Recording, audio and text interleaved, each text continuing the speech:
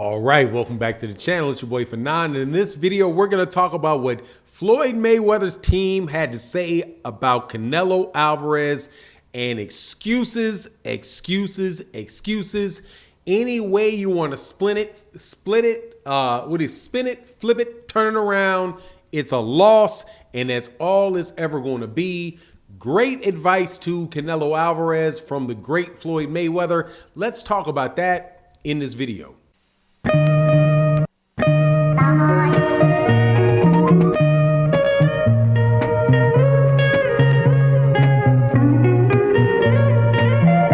All right, welcome back to the channel. It's your boy Fanon, and in this video, we're going to talk about what the legendary fighter champion Floyd Mayweather Jr. and his team had to say about Canelo Alvarez and all of the explanations going around his multiple losses that he now has in his career.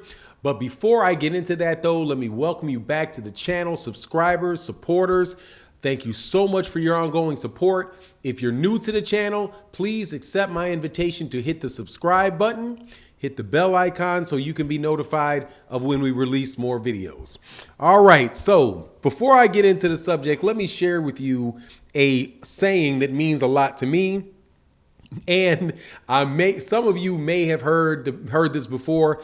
It is that excuses are tools of incompetence that are used by men to build monuments of nothingness, which are seldom used.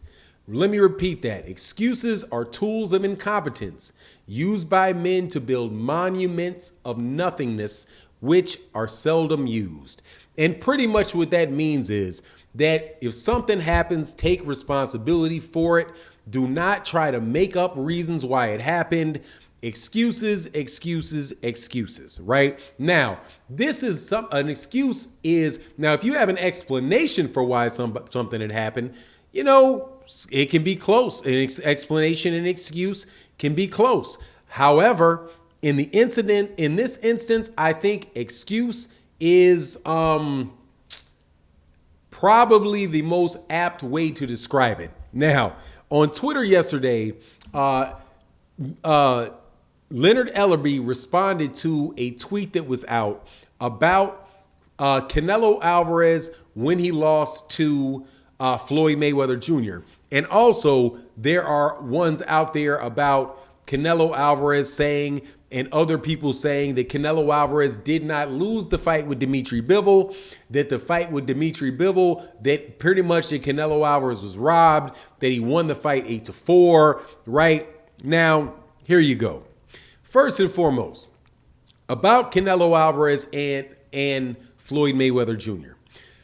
Many people that are around Canelo Alvarez himself to a certain degree, have talked about the fight that took place being before Canelo Alvarez was in his prime. He was a young fighter, a young green fighter, and that is why he lost to Floyd Mayweather Jr., but he's a different fighter now than he was before. So really, the fight's not a loss. The fight is before this Dimitri Bible fight, it actually made him a better fighter. Now, is it true that it made him a better fighter? I don't know, right? Maybe it made him a better fighter because he went on and he had lost since that until last weekend. However, just because it made you a better fighter doesn't mean you didn't lose that fight. That is a loss any way you flip it, any way you turn it around, any way you spin it.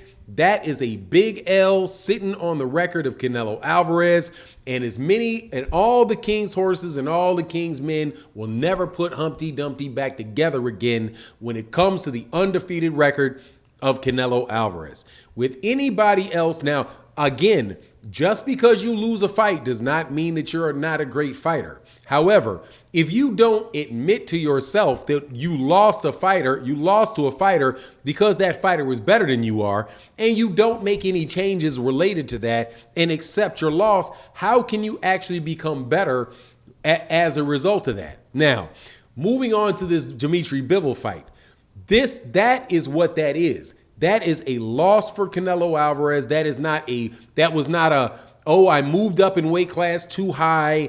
Really, I didn't lose. I challenged myself to be great. I just, went up and fought somebody that was too big for me, and I'm going to do something else and like go back down and wait. And that fight with Dimitri Bivol does not count.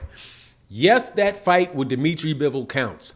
The loss to Canelo Alvarez, the loss to Floyd Mayweather Jr. counts. The loss to Dimitri Bivol counts because against Floyd Mayweather Jr., he lost to a smaller guy that was older. And in this particular instance, he fought against a bigger guy that was fresher. Those are two different bookends of law. Those are two entirely different types of losses.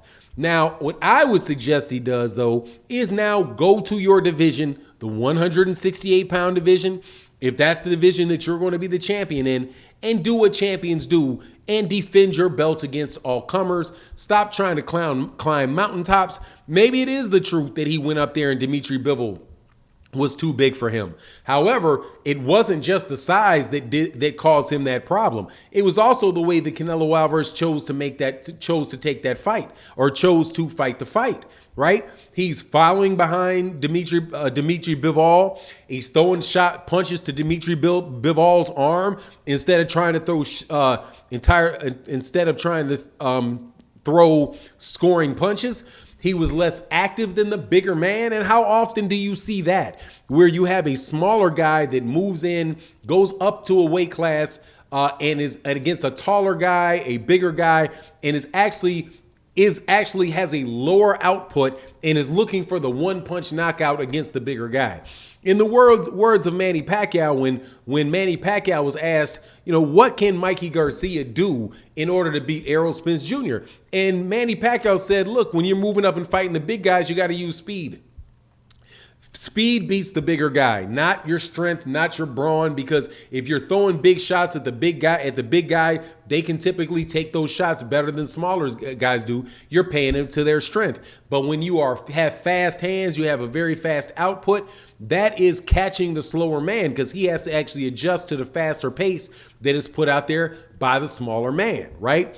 Did Canelo Alvarez do that with Dimitri Bivol? No, he did not. And if Canelo Alvarez goes back in there and fights the same type of fight against Dimitri Bivol, that's what they say. I can't remember who's credited with that, with the phrase that, insanity is doing the same thing over and over again and expecting a different result. If you go in there doing that same thing, you're going to get the same result, except for in the case, obviously, of Canelo Alvarez, because all Canelo Alvarez has to do is win, according to, in my opinion, the way those scorecards went, the only thing he had to do is win 4 rounds. If he legitimately wins 4 rounds, he's going to win the fight, right? All he's got to do is make sure that he throws flurries of punches at Dimitri Bivol. It doesn't even matter if they land. As long as he throws a 3, 3, or 4 punch combinations at Dimitri Bivol around, those judges are going to give that scorecard. We're going to give that round or those rounds to Canelo Alvarez. But at the end of the day, man, like I said, all of the King's horses and all the King's men are not going to put Humpty Dumpty back together again. Canelo Alvarez lost to Floyd Mayweather Jr. That everybody that fought Floyd Mayweather Jr. lost to him. So that's not some big shame, but it is what it is. He beat Dimitri Bivol. Dimitri Bivol beat him. He was not robbed. It wasn't because Dimitri Bivol was necessarily too big, or that wasn't the only factor that came into play with it. It was that Dimitri Bivol fought a better fight, a smarter fight, and apparently he wanted to fight better. Canelo Alvarez never sold out on that fight, never sold out looking and going for the knockout when he may have thought he was down on the cards. And that's another note. He actually thinks he won that fight. This is a guy that also probably thinks that he won the Austin Trout fight, also thinks that he won the fight with Erislandy Lara. And both of those fights are fights that many people think he clearly lost, especially the Erislandy Lara fight. So he may not even have a real good sense for what losing a fight is when so many other people are giving him excuses for his performance. But anyway, that's my take on the matter. You let me know what you think in the comment section. And with that, I'm out. Peace.